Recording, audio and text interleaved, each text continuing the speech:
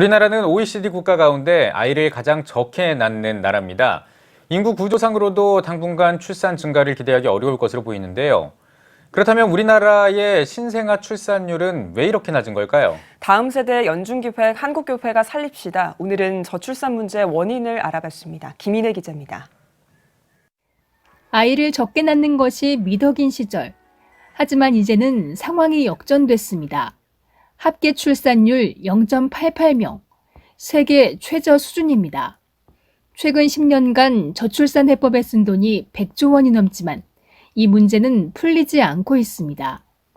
돈을 적게 써서가 아니라 출산 기피의 핵심 원인 중 하나인 한국의 교육 체계와 양육을 어렵게 만드는 사회의 구조적인 문제가 해결되지 않았기 때문이라는 분석이 나옵니다.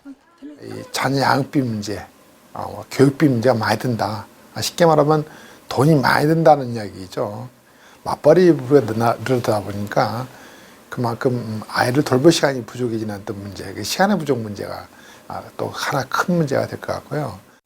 산업 구조의 변화와 경제 성장과 맞물려 있는 취업난도 문제입니다. 취업과 결혼, 출산으로 이어지는 첫 고리가 막히면서 좀처럼 출산율 제고라는 얽힌 실타래가 풀리지 않고 있습니다.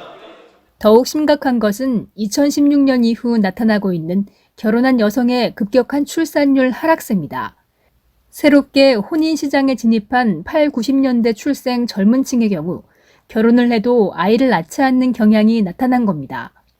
이처럼 경제적 요인에 출산을 기피하는 가치관의 변화까지 겹치면서 저출산 극복이 더욱 어려워지고 있습니다.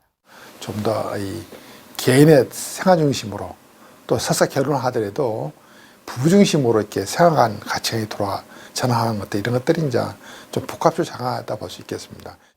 전문가들은 저출산 정책 가운데 출산과 보육, 교육 등의 사업은 효율성을 높여 계속 추진해야 한다고 지적합니다. 다만 고용 안정과 주거 문제 등 보다 근본적인 경제적 지원책 등도 복합적으로 필요하다고 강조합니다. 아이를 키울 수 있는 육아, 또 한 가지는 이 집의 문제 해결이 되고, 그 다음에 하나를 더 보완한다면 역시 직장이 안정된 직장을 가지고 있다. 이렇게 되면은 미래에 대한 희망도 있고, 이런 등등의 조건이 갖춰져 있으면은 아이들 낳게 되죠.